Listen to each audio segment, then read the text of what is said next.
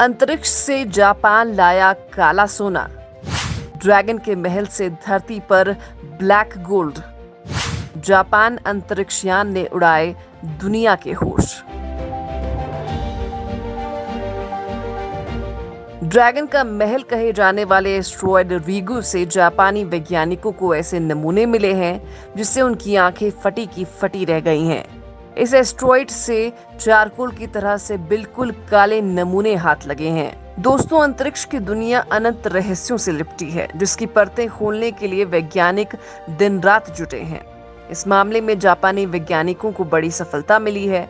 Japan की space agency JAXA ने धरती से 30 करोड़ किलोमीटर दूर चक्कर लगा रहे एस्ट्रॉयड रीगू से अनमोल नमूने जुटा लिए हैं, जिनकी तस्वीरें ही दुनिया में तहलका मचा रही हैं। एस्ट्रॉयड से मिले नमूने चारकोल की तरह से बिल्कुल काले नजर आ रहे हैं। इन सैंपल्स को जापानी हायाबुसा 2 अंतरिक्षयान ने पिछले साल जुटाए थे, जिसके बाद ये पिछले दिनों धरती पर सुरक्षित लौट आया है। जापानी यान के कैप्सूल में मिले ये नमूने दुनिया भर के वैज्ञानिकों को हैरान कर रहे हैं। जापानी वैज्ञानिकों के मुताबिक ड्रैगन का महल कहे जाने वाले एस्ट्रॉयड रीगू पर हायाबुसा 2 यान ने 2 बार नमूने इकट्ठा किए थे, जिसमें एक नमूने मोटाई में 0.4 इंच के हैं और चट्टान की तरह बेहद कठोर हैं। दूसरे नमूने में छोटे काले और रेत की तरह से कण दिखाई दे रहे हैं। जापानी यान पहली बार फरवरी और दूसरी बार जुलाई 2019 में एस्ट्रॉयड पर उतरा था। इस दौरान यान ने एक इम्पैक्टर को एस्ट्रॉयड की सतह पर गिराया था, जिसने उसकी सतह पर विस्फोट किया। इससे एस्ट्रॉयड के वे नमूने ऊपर आ गए जो स्पेस रेडिएशन से प्रभावित नहीं थे। बेहद खास है रीगू एस्ट्रॉयड।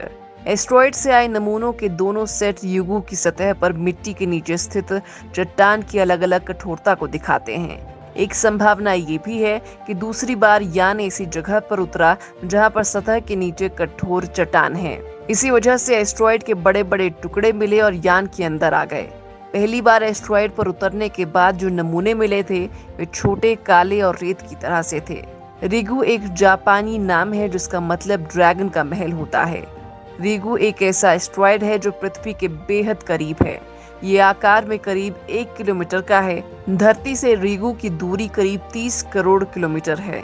इन अनमोल नमूनों के अब साइंस ऑब्जर्वेशन ऑपरेशन किए जाएंगे और धरती चांद को साइंटिफिक इंस्ट्रूमेंट्स की मदद से ऑब्जर्व किया जाएगा।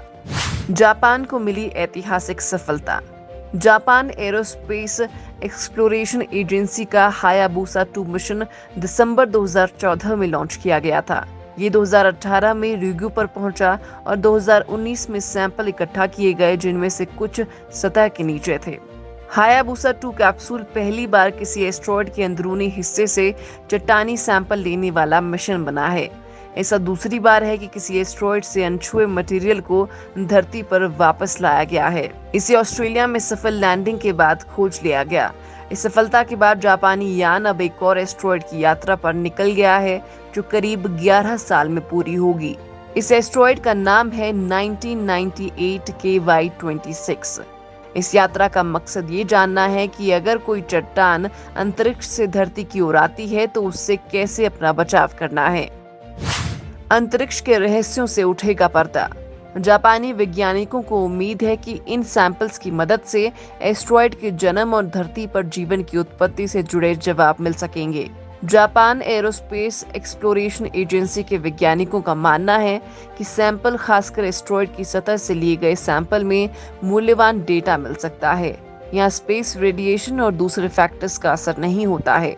माकोटो योशिकावा के प्रोजेक्ट मैनेजर ने बताया है कि वैज्ञानिकों को रीगू की मिट्टी में ऑर्गेनिक मटेरियल का एनालिसिस करना है। जापान इन नमूनों की जांच करने के बाद उसे नासा और अन्य अंतर्राष्ट्रीय स्पेस एजेंसी को इन नमूनों को देगा ताकि उसकी अतिरिक्त जांच की जा सके।